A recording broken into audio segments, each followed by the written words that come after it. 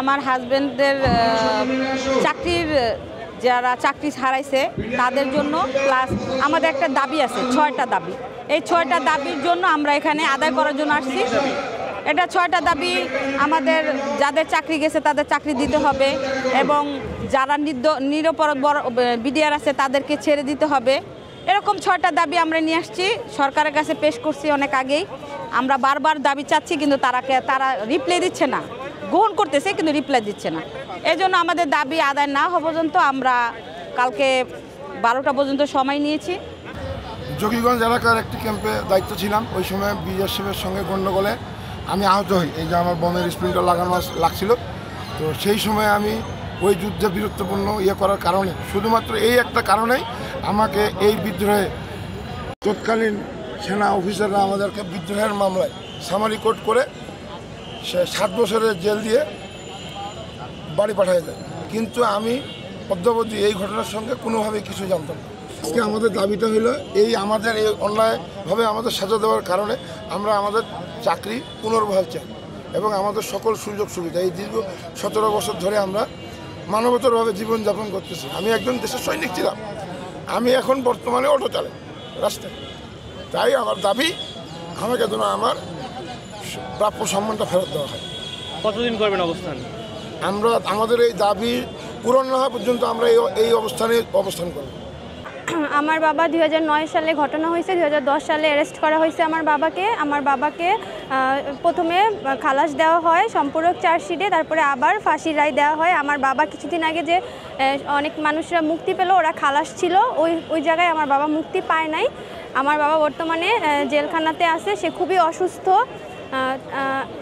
হাসিনার এই প্রহসনমূলক রায় আমরা দ্রুত বাতিল চাই, যেহেতু এই সরকার আসার পর আমাদের একটা আশার আলো হয়েছে যে আমরা বিচার পাবো। তাই আমরা চাই সুস্থ তদন্ত হোক, সুস্থ তদন্ত হয়ে আমাদের নিরপরাধ যে আমাদের বাবারা আছে, চাচারা আছে, আঙ্কেলরা আছে, সবাই যেন মুক্তি পাক।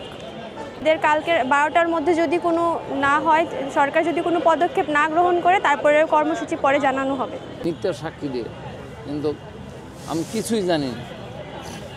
আমাকে চাকরিচ্যুত করা হয়েছে এবং 6 বছর জেল দেওয়া হয়েছে। আমার ছেলে নৌবাহিনীতে চান্স পেয়েছিল, এই বিডিআর চাকরিচ্যুত হয়েছে বিধায় আমার ছেলেকে চাকরি দেওয়া হয় নাই। তো আমাদের যে বদনাম এবং আমাদের প্রতি যে অমানবিক নির্যাতন করা হয়েছে, এটা প্রতিবাদী আমরা এখানে অন্বেষণ ধর্মঘট, যাতে আমরা এখানে কতদিন করব, যতদিন আমাদের চাকরিতে পুনর্বহাল না করা হবে ততদিন আমরা এখানে করব। যে 2009 সালে যে আমাদেরকে চাকরিচ্যুত করা হয়েছে বিনা অপরাধে, আমাদেরকে জেল দেওয়া হয়েছে। তা আমরা চাচ্ছি যে আমাদেরকে চাকরিতে পুনর্বহাল করা হোক এবং যারা জেলবন্দি আছে তাদেরকে মুক্তি দেওয়া হোক। কতদিন জেল খেটেছিলেন? আমি 6 বছর জেল খেটেছি। টেকনাফে ছিলাম, আমার ব্যাটালিয়ন 42 রাইফেল ব্যাটালিয়ন, আমি টেকনাফে ছিলাম। আমাদের ওখানে আমি বিওপি বর্ডার লেভেলের ক্যাম্পে ছিলাম। আমার ওখানে ক্যাম্পে কোনো অঘটন ঘটে নাই, কোনো অপ্রীতিকর কোনো ঘটনা ঘটে নাই, কিন্তু আমাদেরকে অযথা লিস্টে নাম দিয়ে বিচারের আওতায় এনে আমাদেরকে বিচার করা হয়েছে। ফ্যামিলি, আমার স্বামী বিডিআরে চাকরি করতো, হাবিলদার মমতাজ আলী। উনি ছিল খাগড়াছড়ি খেতাছড়া। উনি বিনা অপরাধে ওনাকে শাস্তির সাজা দেওয়া হয়েছিল। 6 বছর সাজা পেয়েছিল। সাজার পরে ছাড়া পেয়ে উনি মারা গেছেন।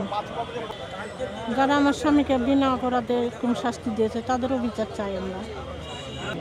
আগামীকালকে 12টার মধ্যে কোনো প্রতিক্রিয়া না জানায়, তাহলে 12টার সময় আগামীকালকে 12টায় আবার কর্মসূচি ঘোষণা করা হবে। এর মধ্যে আমরা যাতে কালকে 12টা পর্যন্ত অবস্থান করবো এখানে। হ্যাঁ, অবশ্যই রাত্রে অবস্থান করব। যতক্ষণ পর্যন্ত আমার দাবি দেওয়া সরকার না মেনে নেবে, না করবে, ততক্ষণ পর্যন্ত আমরা অবস্থান করব।